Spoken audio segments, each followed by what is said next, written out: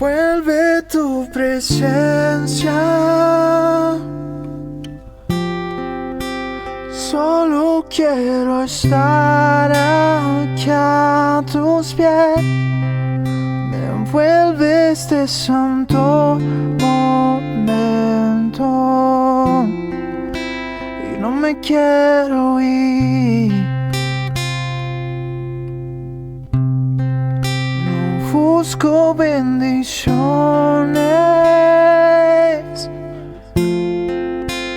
Cristo, no me debes nada a mí, más de lo que tú puedes hacer.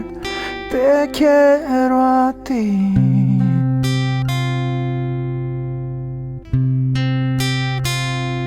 Lo siento por caminar por emociones. Lo siento por cantar sin adorar. Llévame donde empezamos. Te abro el corazón a ti.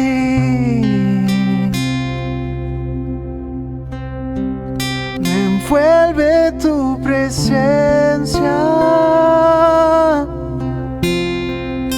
Solo quiero estar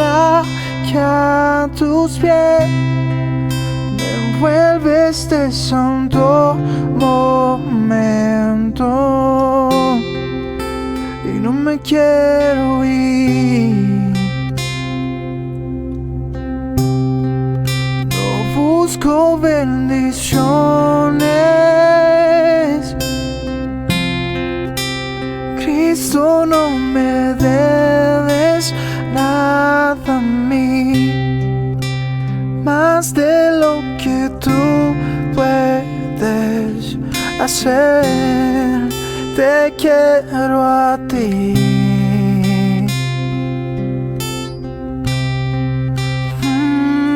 Lo siento por caminar por emociones. Lo siento por cantar sin adorar.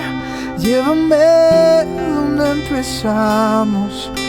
Te abro el corazón a ti. Me envuelve tu presencia. Solo quiero estar aquí a tus pies. Me envuelve este santo momento y no me quiero ir.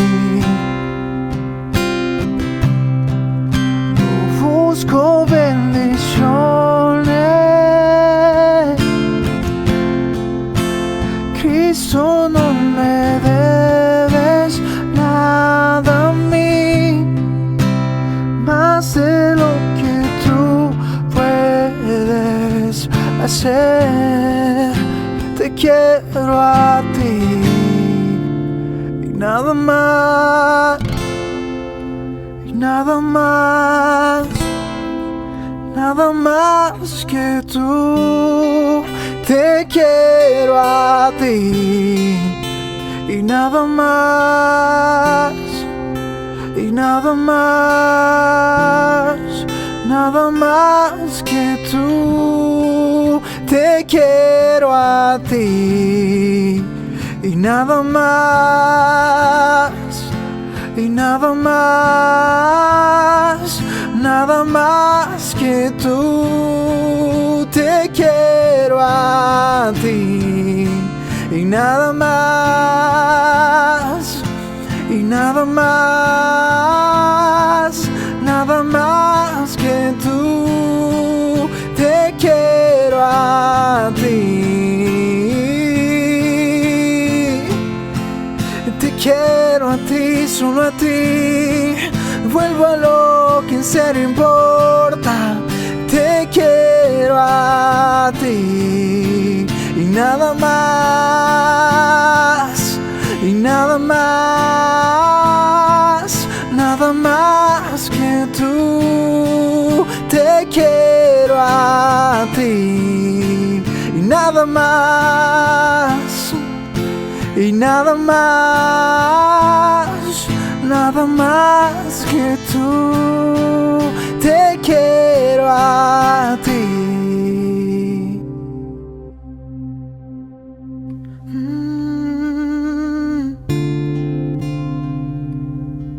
Me envuelves, tú me recuerdas que mi lugar es aquí a tus pies.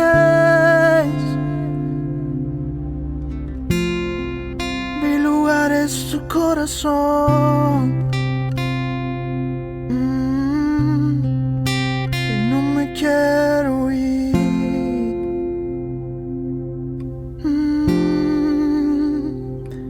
Lo siento por cantar sin adorar. Llévame donde empezamos. Te abro el corazón a ti.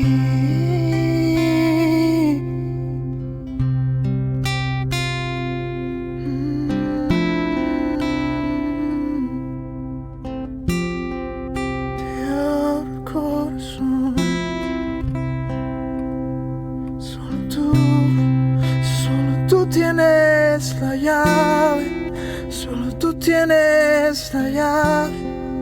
Te quiero a ti.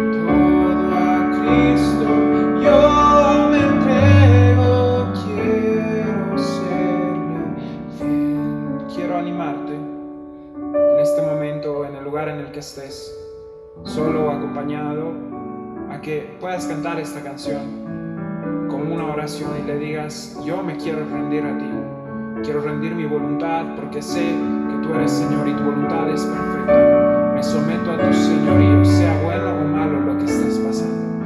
Quiero animarte a que cantes conmigo y le digas: yo me rindo a ti. Yo me rindo a ti. Yo me rindo a ti, todo Cristo yo te entrego, quiero serte fiel.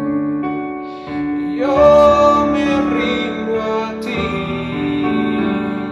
yo me rindo a ti, todo Cristo yo te entrego, quiero serte fiel. Todo Cristo yo te entrego, quiero serte fiel. Todo Cristo yo te entrego, quiero serte fiel.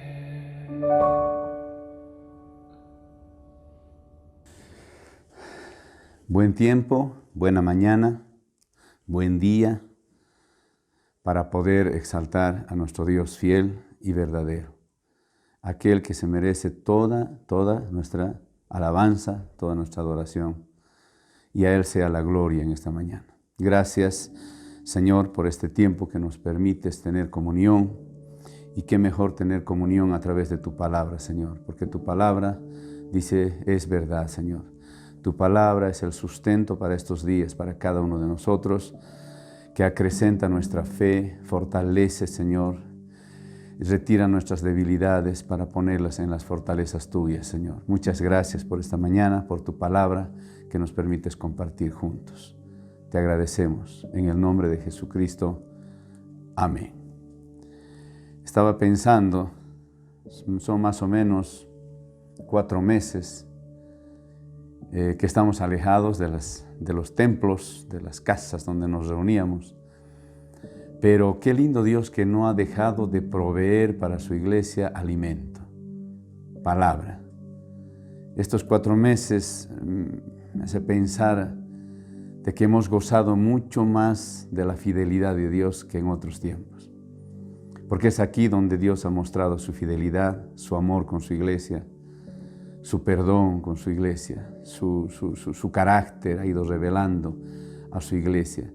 Y creo, hermanos queridos, al dirigirme esta mañana con ustedes, que podamos repensar un poco más en el sentido de darle un cambio y un giro a nuestras vidas, de permitirle al Señor lograr esos giros, esos cambios en nuestras vidas, porque habíamos dicho ya anteladamente en alguna otra oportunidad que triste sería pasar por un tiempo de desierto, por un tiempo de aflicción y después volver a ser los mismos, volver a ser y a hacer lo que siempre hemos hecho y lo que siempre hacemos.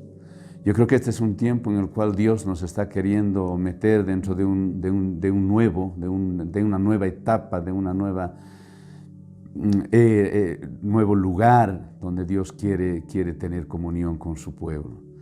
Por eso me he permitido esta mañana poder compartir con ustedes algo que de repente pasamos por alto todas las veces.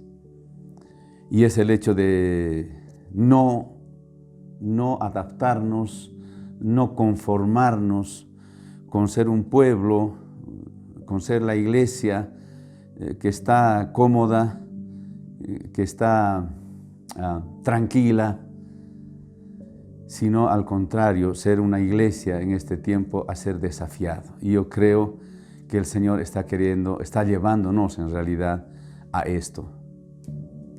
Mucha gente y muchos años nos hemos conformado con ser gente religiosa, gente que asiste a un templo, que va, alaba, adora a Dios.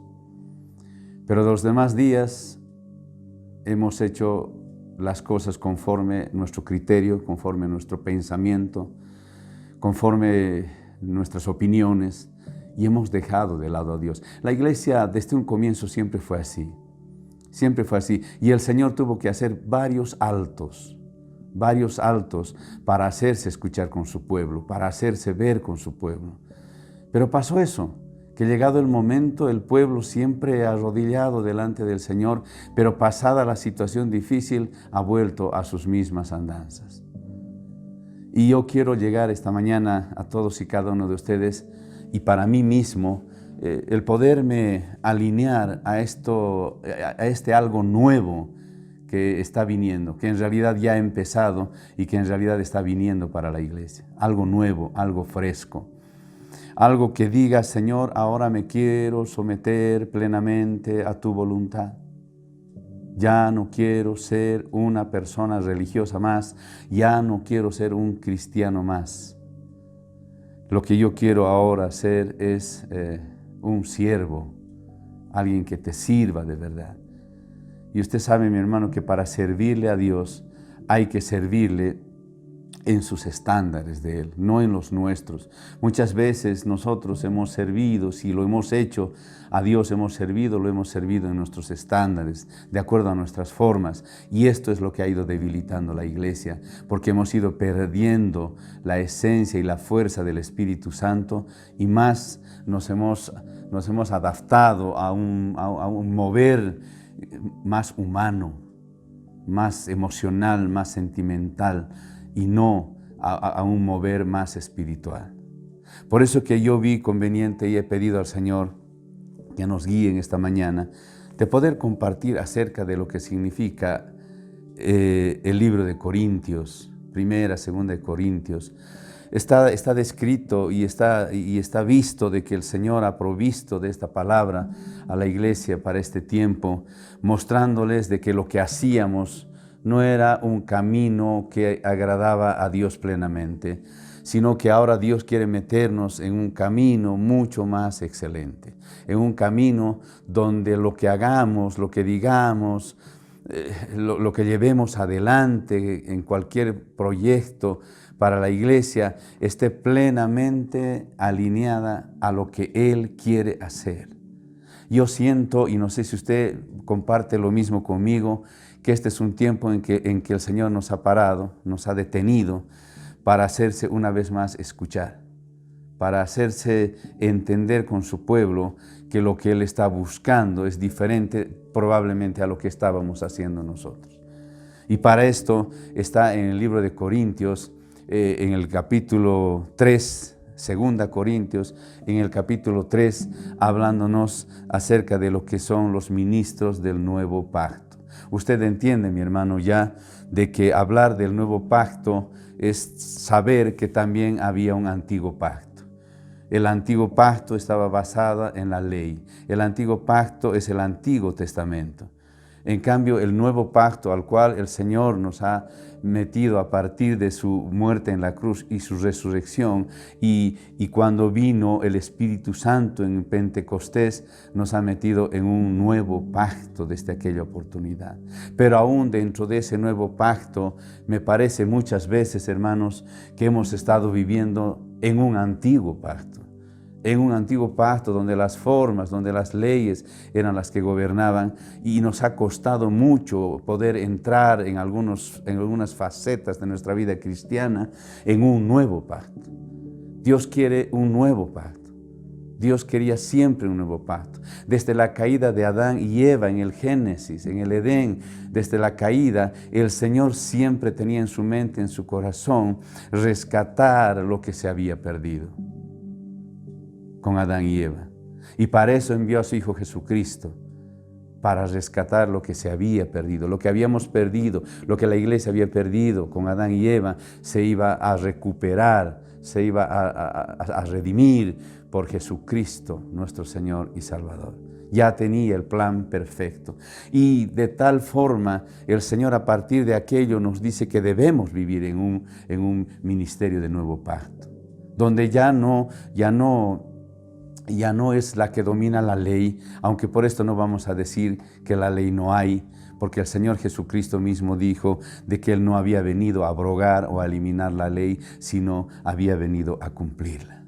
Pero hay un elemento fundamental para poder hacer este trabajo, para poder desarrollarnos en este nuevo tiempo. Este es el momento en el cual tenemos que tomar tiempos apartes con Dios para poderle decir: Señor, quiero entrar dentro de este nuevo proyecto que tú estás haciendo. Por eso me has puesto un alto, por eso me has dicho: párate un momento y empieza a observar lo que quiero hacer en adelante. Lo que quiero hacer en adelante es lo que siempre Él nos ha dicho a partir de Pentecostés.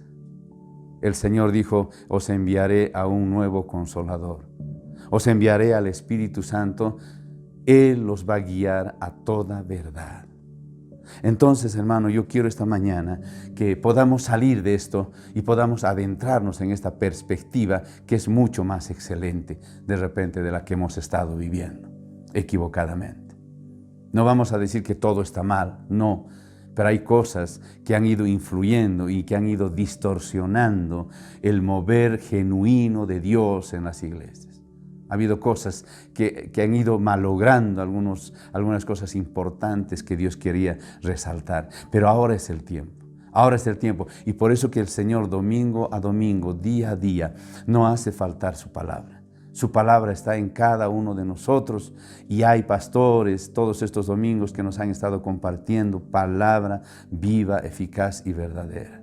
Entonces, tomemos de esto, oremos y digámosle: Señor, esto es lo que quiero para este nuevo mover. Someterme, adentrarme, aceptar, sujetarme a un ministerio del nuevo pacto. Hermano querido, quiero ampliarte también y decirte que cuando se habla de ministro en el Nuevo Testamento, no está hablando solamente a los pastores, a los líderes, no, está hablando a la iglesia. Todos y cada uno de nosotros en el Nuevo Testamento somos ministros. Y decir ministro es simplemente decir alguien que ejerce un ministerio. ¿Y qué es ministerio? Ministerio es simplemente servicio. Así que todos hemos sido llamados en este tiempo a ejercer un servicio a Dios, un servicio al Señor. Aquel que reconoce a Jesucristo como su Señor es un siervo, es un ministro, ejerce un ministerio, eso es. Y todos somos llamados a ejercer este ministerio. Todos somos llamados a hacer un servicio en la iglesia. No es solamente para los líderes, para los pastores o quizá los diáconos. No, cada uno de nosotros somos siervos, somos ministros. Ejercemos y debemos ejercer un ministerio en la iglesia. Por eso me parece interesante cuando el libro de Corintios, en el capítulo 3, la segunda carta a los Corintios, en el capítulo 3 habla de esto. Entonces, siervos de un nuevo pacto, ministros de un nuevo pacto.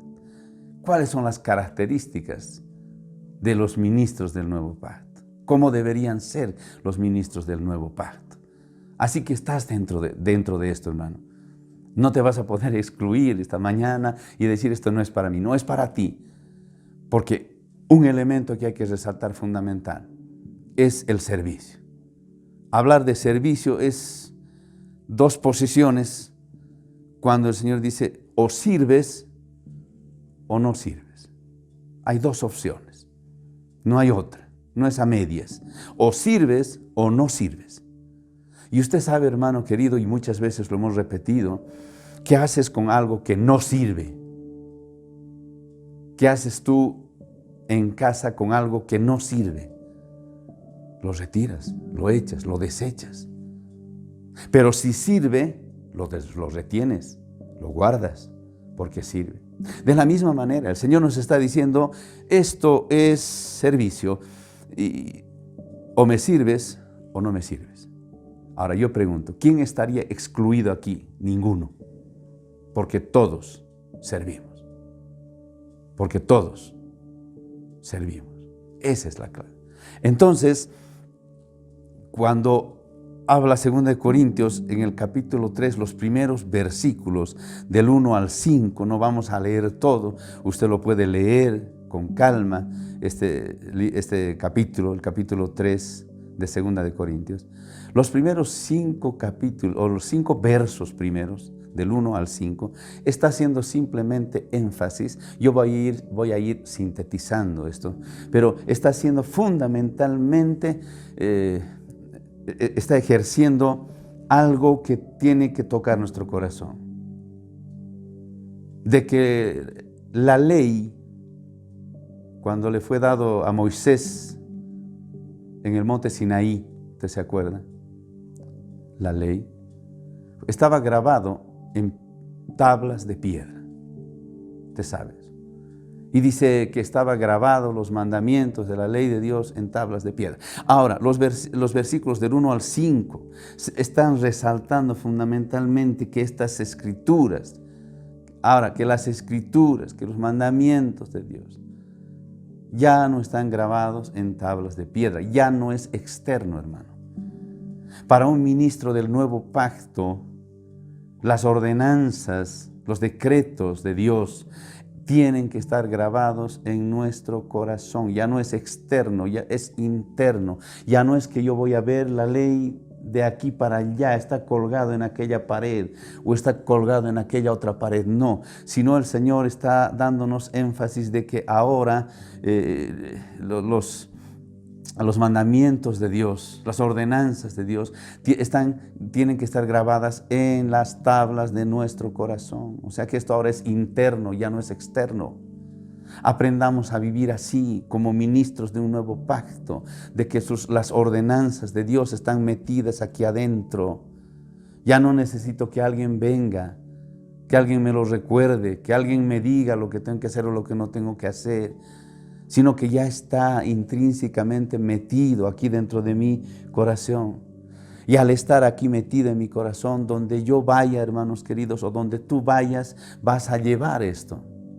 Te vas a presentar en un determinado lugar, te vas a presentar delante de personas o de gente y tiene que estar aquí metido las ordenanzas de Dios, acá metido. Y ¿sabe qué dice, hermanos queridos? Que debe ser leída por todos aquellos que están a tu alrededor. Pueden ser leídas, porque ya no necesitan ni siquiera de repente que tú hables, sino que la gente, gracias al Espíritu Santo de Dios que mora en nosotros, podrá revelar a las demás personas quién eres y qué tienes adentro. Por eso dice la palabra que por los frutos nos van a conocer. Por los frutos nos van a conocer. Entonces, lo que yo piense, lo que yo hable, lo que yo vea, tiene que ser leída por los demás.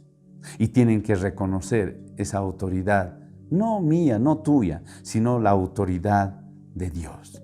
La autoridad de Dios. Hermano, saber hoy, o poder entender de que esto es lo que el Señor quiere, de que yo somos representantes de Dios acá en la tierra.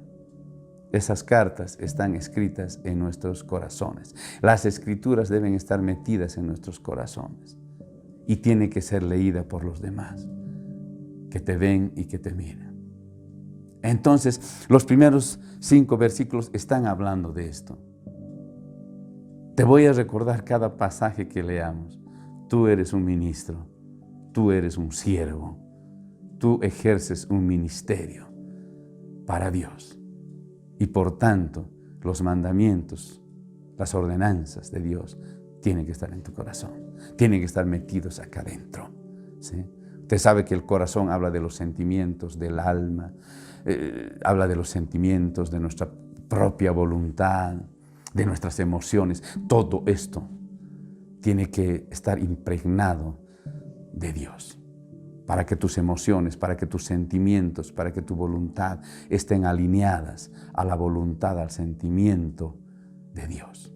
A esto, Señor, quiero ser perceptible a esto. Para esto es este nuevo tiempo. Para eso es que el Señor nos ha puesto un alto, para que podamos entender que somos ministros de un nuevo pacto. Para que me pueda sentar con mi familia, para que me pueda sentar con mis hermanos, para que pueda comunicarme con ellos y poder destilar esto que Dios ha sellado en mi corazón y que está sellando también en tu corazón. De eso se trata. Vamos entonces el verso 6. El verso 6. ¿Qué nos muestra el verso 6? Dice: el cual asimismo nos hizo ministros competentes de un nuevo pacto, no de la letra, sino del Espíritu. Ya no es letra, sino es el Espíritu. Porque la letra dice mata, hermano, mas el Espíritu vivifica. ¿Se da cuenta? Así más o menos la ley mataba, mas el Espíritu da vida. Da vida. Entonces, cuando la palabra de Dios nos dice de que no somos de la letra, sino del Espíritu, porque la letra mata, el Espíritu vivifica. Y dentro del mover de la iglesia tenemos que salir de aquello que somos muy conocedores de la Biblia, pero muy poco practicantes de esa palabra. Nos hacemos muy conocedores de la palabra, pero muy poco practicantes de la palabra. A esto se refiere. Cuando nosotros usamos la palabra, tiene que venir impregnada de espíritu. Porque si no viene impregnada de espíritu, la palabra por sí mismo mata, hermano. Mata. Pero si viene por el Espíritu, esa palabra, ¿qué va a dar? Va a dar vida. Entonces, hoy tenemos que orar y pedir al Señor y decirle: Señor, quiero ser un portador de palabra viva. Quiero ser un portador de palabra que viene dada por el Espíritu. ¿Se acuerdan en anterior oportunidad cuando compartimos y hablamos acerca de las vírgenes? Esto era lo que pasaba. Eran 10 las vírgenes, más 5 tenían aceite y 5 no tenían aceite. Aquellas que tenían aceite, el aceite está hablando de la unción del Espíritu Santo. Y habíamos dicho que el aceite de la unción del Espíritu Santo lo que nos lleva es a poder entender el espíritu de la palabra. Esto es, de esto se trata. Se trata de que en mi ministerio, en mi servicio a Dios, en lo que yo hago como ministro de un nuevo pacto, lo que tengo que tener es palabra revelada, palabra del Espíritu y no letra muerta. A eso se está refiriendo el verso 6, cuando dice que Él mismo nos ha hecho ministros competentes, hermano, no incompetentes, competentes de un nuevo pacto, pero que no está basado en la letra. Porque normalmente nosotros lo que más hacemos es decir a la letra, y la palabra dice, pero somos incapaces de poder aplicar el espíritu de la palabra. Esto es lo que hizo Jesús. Esto es lo que hizo Jesús cuando se agolparon los judíos en aquel tiempo, los fariseos y estos hombres que conocían mucho la ley, y le preguntaron a Jesús y le dijeron: esta mujer que ha sido encontrada en pleno acto de adulterio tiene que morir, tiene que ser apedreada, porque así dice la ley, porque así dice la letra. Y Jesús dijo: verdaderamente la letra dice así, es verdad. Pero el Señor sacó el espíritu de la palabra para confrontarlos a ellos. Y les dijo: muy bien, si bien ustedes dicen que así dice la ley, que así dice la letra, es verdad, no lo vamos a negar. Es cierto que la letra dice así, pero el que esté libre de culpa, arroje la primera piedra. ¿Qué es esto, mi hermano? ¿Qué es esto? Esto es haber sacado el espíritu de la palabra. ¿Se da cuenta lo que hace el espíritu de la palabra? El espíritu de la palabra da vida, da muerte. Esa mujer iba a morir ese día por la ley, porque la ley decía que tenía que morir. Pero el Señor sacó el espíritu de la palabra, esa unción del Espíritu Santo, y les dijo: el primero que esté libre de culpa, arroje la primera piedra. ¿Qué hizo ese día el Señor? Dio vida a esa mujer, dio vida a esa mujer. Esa mujer se levantó y se fue cuando el Señor le dijo: ni yo te condeno, mas no peques más. ¿Se da cuenta lo que hace un ministro del nuevo pacto? Un ministro del nuevo pacto da vida. Alguien que está sustentado en el antiguo pacto, la ley, da muerte.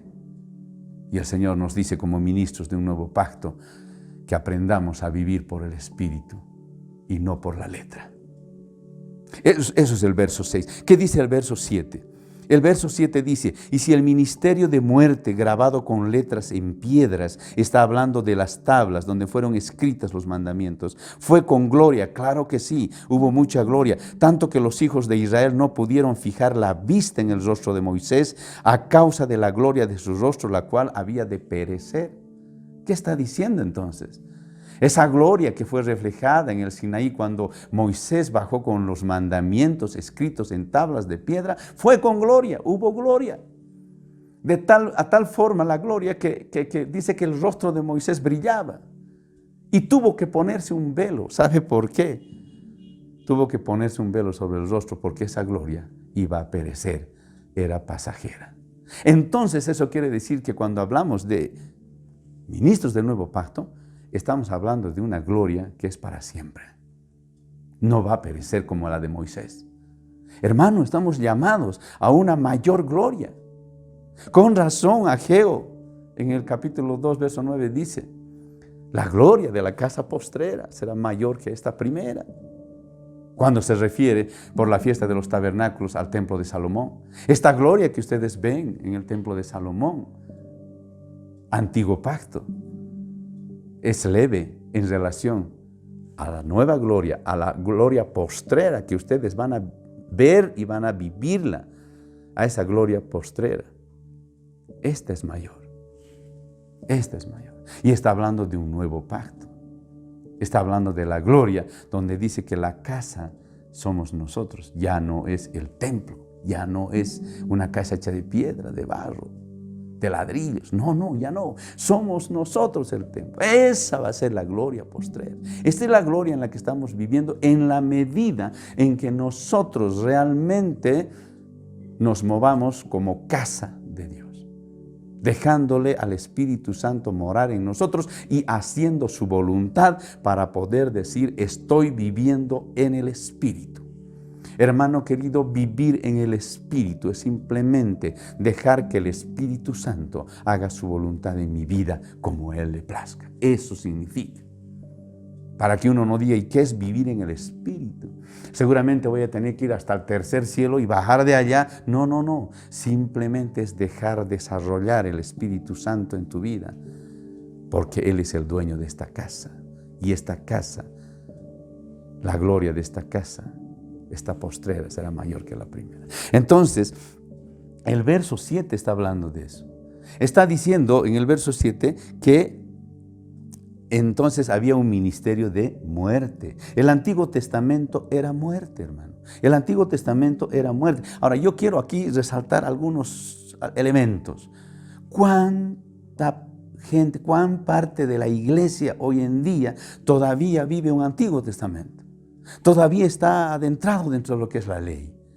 Mucho, hermano, mucho. Y es por eso que el Señor tiene que hacernos un alto para decir, tenemos que volver. Tenemos que volver y retomar la ruta porque la hemos perdido.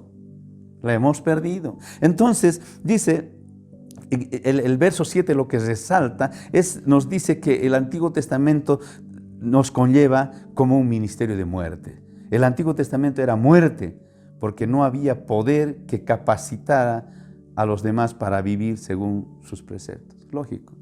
¿Qué te muestra la ley? La ley simplemente te muestra que eres pecador. Dios dice, justo no hay ni uno. Todos somos pecadores, todos hemos pecado y todos vamos a pecar. No habrá nadie que diga, no, yo ya no. No, todos hemos pecado y todos vamos a pecar. Y lo único que hace esta ley, lo único que hace la ley es mostrarte tu pecado. Pero no te da la capacidad para salir de él. Y esto es lo que pasa. En cambio, cuando habla del Antiguo Testamento, habla del ministerio de muerte. Y cuando habla del Nuevo Testamento, del nuevo pacto, por la vida del Espíritu, te está hablando de que es un ministerio de vida. Porque nosotros hemos sido llamados a dar vida, hermano. No hemos sido llamados a dar muerte, hemos sido llamados a dar vida. Eso es lo que está resaltando el verso 7 cuando tú lees en 2 Corintios capítulo 3. ¿Qué dice el verso 8? El verso 8 y 9 habla de algo espectacular. Y quiero mostrarte cuando te digo de que la ley mata, mas el Espíritu da vida. Y un ejemplo muy hermoso he encontrado en la palabra de Dios. Y quiero que nosotros veamos en el libro de Éxodo, en el capítulo 32, Éxodo capítulo 32 y versos 27-28. ¿Qué estaba pasando acá? Precisamente, había sido dada la ley en el monte Sinaí. Moisés la recibió, descendió con la ley, con el rostro brillando y puesto un velo, dice, porque era un ministerio que iba a perecer, era una gloria que iba a perecer. Eso es lo que nos está diciendo la palabra. Entonces, cuando Moisés baja de esto, ¿qué es lo que encuentra, hermanos? Que el pueblo de Israel, aquel pueblo que Dios había sacado de Egipto, estaba pecando. Estaba pecando. Una vez dada la ley, empezó la muerte, hermano. Mira lo que dice acá, verso 27. Y él les dijo, ¿a quiénes? Al pueblo de Israel que estaba en pecado. Él les dijo, así ha dicho Jehová, el Dios de Israel, dice el verso 27. Verso 27 del capítulo 32 de Éxodo. Así ha dicho Jehová, el Dios de Israel. Poned cada uno su espada sobre su muslo, pasad y volved de puerta a puerta por el campamento, y matad cada uno a su hermano, y a su amigo, y a su pariente. Juicio de Dios. Habían transgredido la ley, el pueblo de Israel había transgredido la ley, y no había opción, Tenían que enfrentarse a la consecuencia de haber quebrantado la ley. Y el verso 28 dice, y los hijos de Leví lo hicieron conforme al dicho de Moisés. ¿Por qué el pueblo de Leví? ¿Por qué ellos hicieron esto? Porque fueron los únicos que se pusieron al lado de Moisés y de Aarón. Cuando él les dijo, los que estén con Dios están aquí y los que no, no. Y la única tribu que se puso al lado de Moisés y de Aarón fueron los de Leví. Y los de Leví, por eso dice, lo hicieron conforme al dicho de Moisés. Y ese día cayeron del pueblo como 3,000 hombres. ¿Se da cuenta, hermano? 3,000 hombres murieron después de que se dio la ley, ahí al pie del monte Sinaí. ¿Te das cuenta que la misma palabra respalda y dice que la ley mata? 3,000 murieron. Pero qué hermoso, cuando en el Nuevo Testamento, hermanos queridos, en el Nuevo Testamento, en el libro de Hechos, vamos a leer el Nuevo Testamento, en el libro de Hechos, capítulo 2 del libro de Hechos, y empieza a hablar de la venida del Espíritu Santo. Nuevamente, la ley mata, el Espíritu da vida.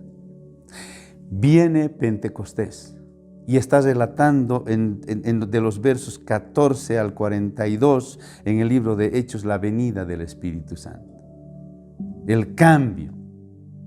Pero yo quiero leerte el verso 41 de Hechos, verso 41 del capítulo 2. Pedro, una vez lleno del Espíritu Santo,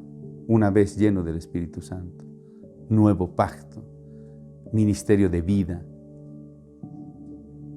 se pone en la puerta del templo y empieza a predicar, empieza a levantar la voz, lleno del Espíritu Santo. Solamente les leo el verso 38, cuando Pedro les dice: arrepiéntanse y bautícense cada uno de ustedes en el nombre de Jesucristo para perdón de los pecados y recibiréis el don del Espíritu Santo.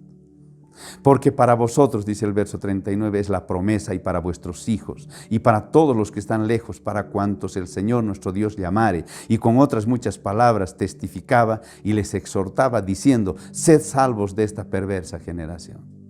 ¿Qué dice el verso 41? ¿Qué resalta? Lo que me llamó la atención, hermanos. Resalta de que así que los que recibieron su palabra ese día, los que recibieron la palabra de Dios, fueron bautizados y se añadieron aquel día, ¿qué dice? Como 3,000 personas a la vida del reino de Dios. 3,000 vinieron a vida. ¿Qué nos mostró la ley? ¿Qué nos mostró en el libro de Éxodo?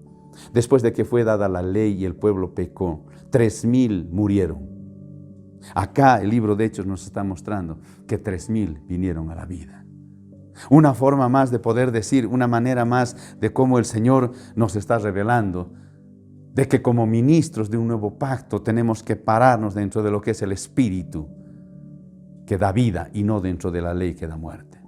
Porque ya no somos más del antiguo pacto, somos del nuevo pacto. Ahora, esto no nos tiene que dejar dormir. Esto nos tiene que revolucionar en nuestro interior. ¿Quién soy?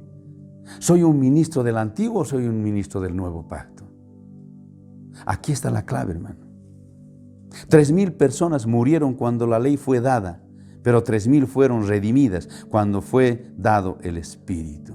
Por eso que el Antiguo Testamento es llamado ministerio de condenación, porque únicamente podía mostrar la incapacidad para cumplir la ley. La misma ley te muestra la incapacidad de poder cumplirla. Pero te das cuenta cuando pasas a este otro lado. ¿Y cuál es ese significado hermoso del pasar del antiguo al nuevo? Es simplemente pasar la cruz. Pasar la cruz, hermano. Porque entre el antiguo y el nuevo está la cruz. Por eso alguna vez nos hemos preguntado, cada uno de nosotros, ¿dónde estás? ¿Estás antes o estás después de la cruz? Varios hermanos se van a acordar esto, que hemos recibido palabra muchas veces de este tipo. Cuando se nos han confrontado y nos han dicho, ¿dónde estás? ¿Estás antes o estás después de la cruz? Estar antes es estar en la ley, hermano. Estar antes es estar en la ley. Estar después de la cruz es estar en el Espíritu, es estar en la vida. Aquí es donde el Señor te quiere, aquí es donde el Señor me quiere. Como ministro, como siervo, del nuevo pacto, no de un antiguo pacto. Y el nuevo pacto trae sus propios recursos. Sabes, hermano, dentro del nuevo pacto no eres tú, es Él. Dentro del nuevo pacto ya no es tu fuerza, ya no es tu sabiduría, ya no es tu inteligencia, ya no es tu capacidad para hacer las cosas. En el nuevo pacto es la capacidad, la sabiduría, la inteligencia y la forma de Él. ¿Y qué tienes que hacer para ser una persona espiritual? Simplemente dejarte trabajar, de cesar de tus obras. Tú ya las obras que haces no es más para ti, ni para tu gloria, ni para gloria de otra persona. Lo que la haces es para gloria de Dios. Esa es una persona que vive en el Espíritu. Es alguien que se concreta día a día a satisfacer la voluntad de su Padre. Eso es lo que hizo Jesús.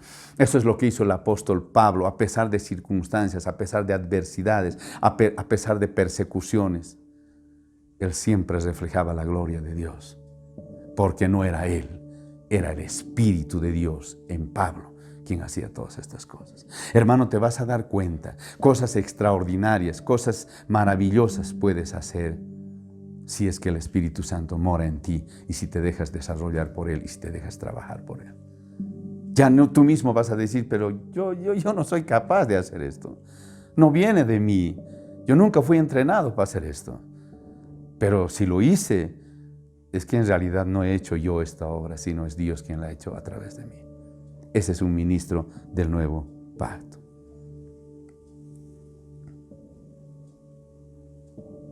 Entonces, hermanos, en los versos 8 y 9 que hemos leído, dice, ¿cómo no será más bien, dice el verso 8, con gloria el ministerio del Espíritu? ¿Cómo no va a tener más gloria el ministerio del Espíritu que aquella gloria que reflejó Moisés al bajar del monte Sinaí? Claro que es mucha más gloria. Ahora puedes entender por qué el Señor dice en Ageo que la gloria postrera será mayor que la primera. Por esto es. Y el verso 9 dice, porque si el ministerio de condenación, dice, fue con gloria, lógico, si este ministerio de condenación, este ministerio, esta ley que condenaba, que mataba, tuvo gloria, entonces mucho más abundará en gloria el ministerio de la justificación. Hablando no de la justificación, la mujer que fue justificada por el Señor, cuando el Señor le dijo, ni yo te condeno, mas no peques más y vete. Ese día, esa mujer retomó la vida, porque la ley la iba a matar. Hermano, tengamos cuidado con esto. Tengamos cuidado con el mover de la iglesia. Tengamos cuidado con el mover de nuestro ministerio, de nuestro servicio a Dios. Tiene que ser en el nuevo pacto, no en el antiguo. En el nuevo pacto la gloria es para Dios. La gloria es para Dios en el nuevo pacto. Toda gloria, dice, sean dadas al Padre. ¿Qué dice el verso 10? Porque aún lo que fue glorioso no es glorioso en este respecto, dice el verso 10 de 2 Corintios capítulo 3. En comparación con la gloria más eminente. Porque si lo que perece tuvo gloria, lógico, si lo que terminó, Moisés murió,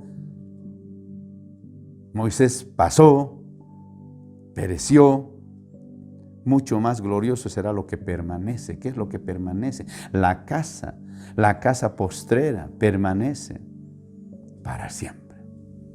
Usted sabe que usted y yo viviremos para siempre. Para siempre. El hombre no fue creado para vivir 100 años y morirse o 70 años y morirse.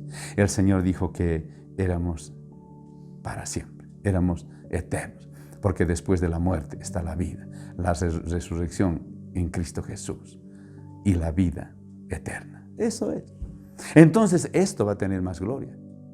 Esto va a ser la gloria mucho mayor que la anterior gloria de la ley o del Antiguo Testamento. Entonces los versos 10 y 11 nos están revelando y nos están hablando de que va a haber una gloria mayor. Eso es definitivo. La gloria postrera será mayor que la primera.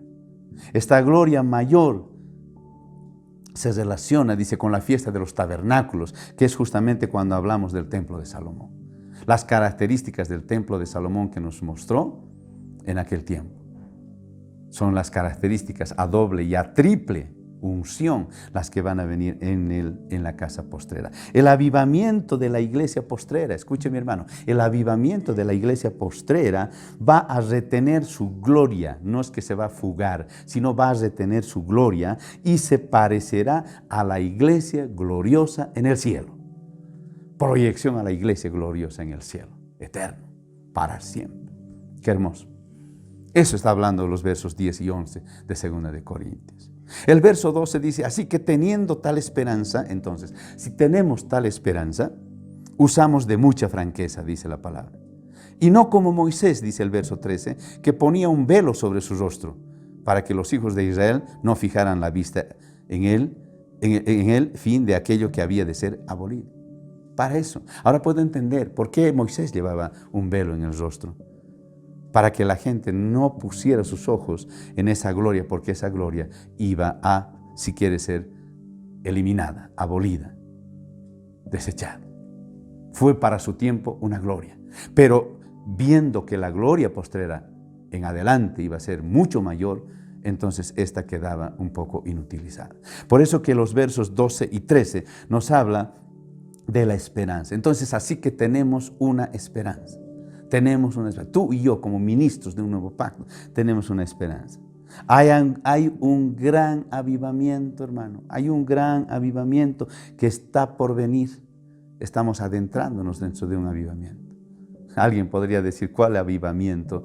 Si todo va para atrás, si todo va deteriorándose cada día más, se va deteriorando la economía del mundo, se va deteriorando la salud de muchos, es que precisamente lo natural tiene que deteriorarse. Lo material, lo natural, tiene que deteriorarse para que resalte lo espiritual, para que resalte la vida, hermano, la verdadera vida en Cristo Jesús. Por esto tienes que entender como un siervo de un nuevo pacto, tienes que entender las cosas en el espíritu, ya no como era en lo natural.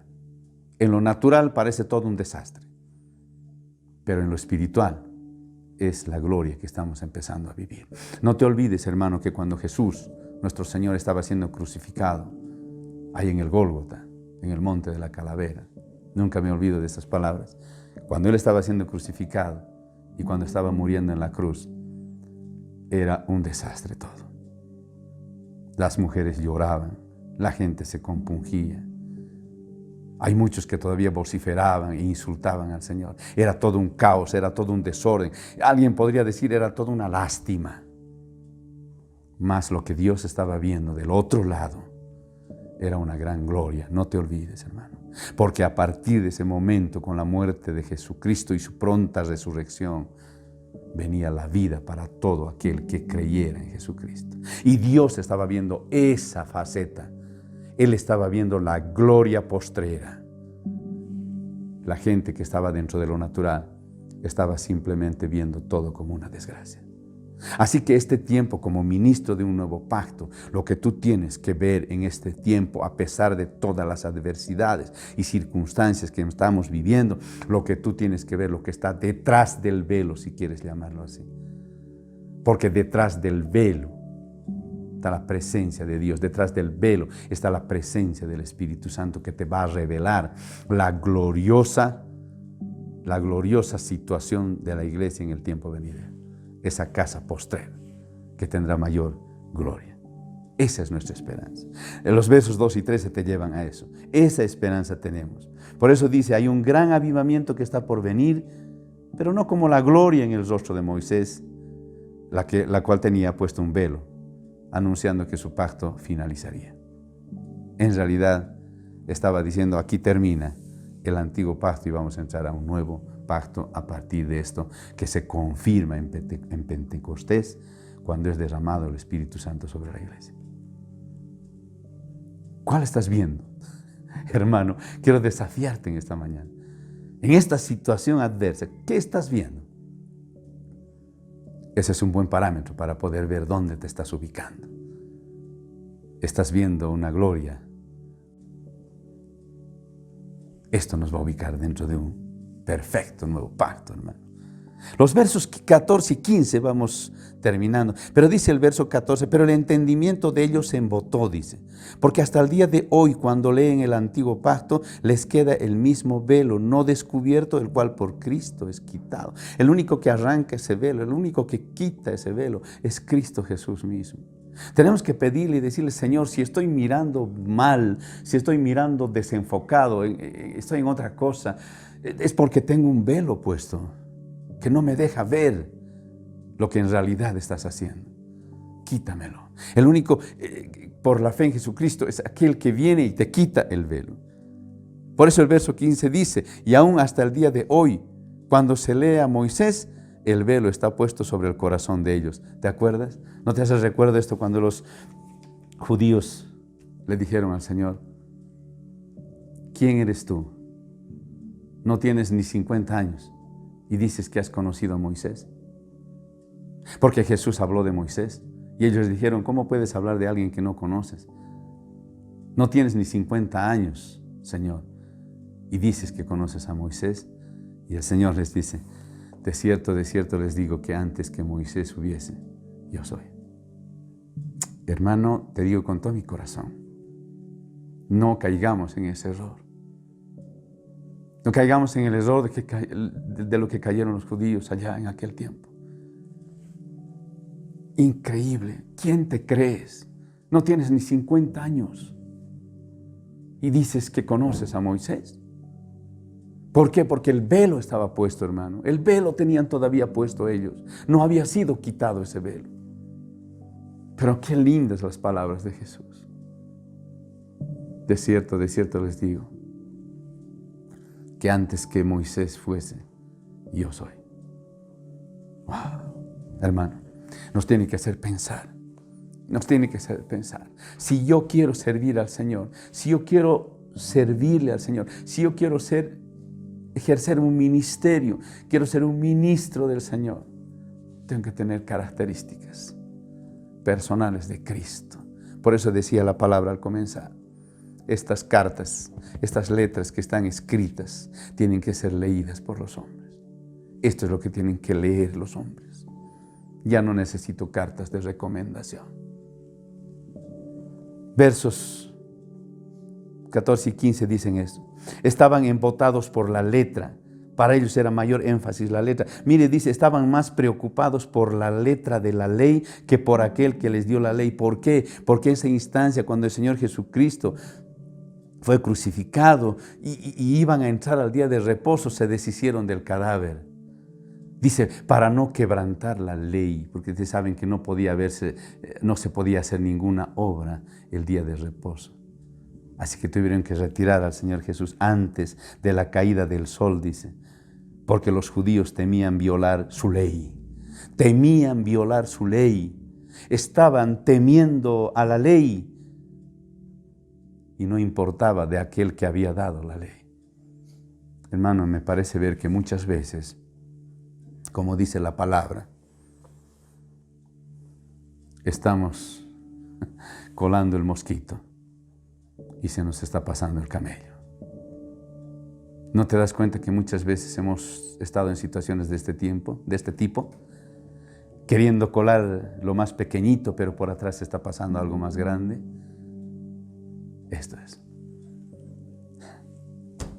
Deshagámonos del cadáver. No quisiéramos quebrantar la ley. Por favor, retiren al cadáver antes que entremos al día de reposo, porque si entramos al día de reposo estaremos quebrantando la ley y eso es terrible. Y quebrantando la ley y habiendo matado al dador de la ley. No vivamos así. Cristo retira el velo que hay en nuestros rostros y permítenos ver la vida del Espíritu. El verso 16 dice, pero cuando se conviertan al Señor, el velo se quitará. Cuando Israel se convierta al Señor, el velo se quitará. Entonces, ¿qué está diciendo, hermano? No está de más decirle al Señor, Señor, quiero convertirme entonces. Porque si estoy viviendo en un antiguo pacto es que no me he convertido. Quiero venir a la vida, a pesar de la maldición que estaba impuesta sobre la nación en conjunto, siempre ha habido pero un remanente. Siempre ha habido un remanente en cada generación que ha creído y que el velo les ha sido quitado. Este es el tiempo de nuestra generación. Este es el tiempo de la generación de los jóvenes, de aquellos que van a seguir la causa en adelante. Jóvenes queridos, les hablo a ustedes. Ustedes son la promesa para la iglesia en adelante, pero no una iglesia que se ha vivido en el antiguo pacto, sino una iglesia que está en el nuevo pacto, donde las casas espirituales que se van a llenar de gloria son ustedes mismos. El velo tiene que ser quitado y tenemos que entender, y tienen que entender cada uno de aquel que quiere servirle al Señor, tiene que entender que las cosas son en sus dominios, que las cosas se tienen que hacer en el cumplimiento de la gracia divina y del Espíritu Santo de vida. Esa es la cosa. El verso 17 dice, porque el Señor es el Espíritu y donde está el Espíritu del Señor hay libertad. El Espíritu de vida, donde se permite el mover del Espíritu de Dios, allí hay verdadera adoración. Allá hay verdadera revelación y allá hay verdaderos milagros. ¿Sabe por qué muchas veces no tenemos una buena adoración? ¿Sabe por qué muchas veces no puede fluir la adoración? ¿Sabe por qué no tenemos revelación muchas veces? Porque falta la vida del Espíritu. Porque falta la vida del Espíritu. Porque nosotros nos hemos acostumbrado a adentrarnos dentro de la ley de hombres, dentro de las formas, dentro de las normas de hombres, y hemos dejado de lado el Espíritu. Esa mujer, que vuelva a traer nuevamente, en la ley estaba muerta. Más bien el Espíritu y le da vida. Que nosotros seamos ministros, que seamos siervos de Dios, que llevemos vida a donde vayamos, hermano. Que donde visites, que donde vayas, con quien hables, con quien converses, le lleves vida y no muerte. De tal forma que cuando le digas al hermano que quieres nuevamente compartir con él, te diga encantado. Sí, porque la otra vez hablé contigo y me hizo tan bien, me volviste a la vida. Porque a veces sucede de que ya no nos quieren recibir, porque no, hermano, va a disculpar, estoy ocupado ya. Gracias, no puedo. Es porque de repente en algún momento no hemos transmitido vida, sino más bien muerte. ¿No ve? Porque donde está el Espíritu de Dios, allí hay libertad. El Señor nos ha llamado a libertad. No nos ha llamado a hacer libertinaje, que es diferente, pero sí nos ha llamado a ser libres. Nos ha llamado a libertad. Así que, hermano querido, donde está el Espíritu de Dios hay libertad. ¿Y qué significa hay libertad? Pues hay adoración, hay revelación y hay milagros. ¿No nos gustaría ser personas que Dios usara para liberar, que Dios usara para sanar? ¿Y en realidad tú vas a sanar? Pregúntate, ¿tú vas a libertar? No, es el Espíritu de Dios que vive en ti el que va a liberar y el que va a sanar. Por eso es que cuando se ejecuta la sanidad, como hacía Jesús, se retiraba. No agarraba ese momento y empezaba a hacer su sociedad de gente que voten por él. No hacía eso. El Señor Jesús hacía un milagro, le permitía al Espíritu de Dios hacer un milagro, a nuestro Señor Jesucristo hacía un milagro tremendo y después se retiraba. Tienes que saber que el servicio que haces o el servicio que quieres hacer tiene que ser del Espíritu, no tuyo. Para que mañana, para que pasado, no digas, wow, ¿cómo lo hice? Qué lindo, qué hermoso. No, si tú no eres el que haces. Si tú le dejas vivir al Espíritu y realmente quieres que en el contexto tuyo ocurran señales, milagros, maravillas, entonces tienes que apelar al Espíritu Santo, porque el único que puede hacer esas cosas es el Espíritu de Dios. Él es el único que puede hacer señales, prodigios, maravillas, milagros, sanidades. Y tú simplemente eres un vaso de barro. Y lo que te da categoría, lo que te da lugar, es que ese vaso dentro de ese vaso está el Espíritu Santo de Dios, que es el que glorifica al Padre. El único que puede glorificar al Padre, el Espíritu Santo. Y tú y yo somos el instrumento para que Dios lo haga. No te olvides. Ese es un ministro del nuevo pacto. Y finalmente va cerrando en el verso 18. Cuando dice, por tanto nosotros todos, mirando a cara descubierta como en un espejo la gloria del Señor, somos transformados de gloria en gloria en la misma imagen como por el Espíritu del Señor, dice el verso 18 del capítulo 3 de 2 de Corintios. Ahí está. ¿Qué significa eso?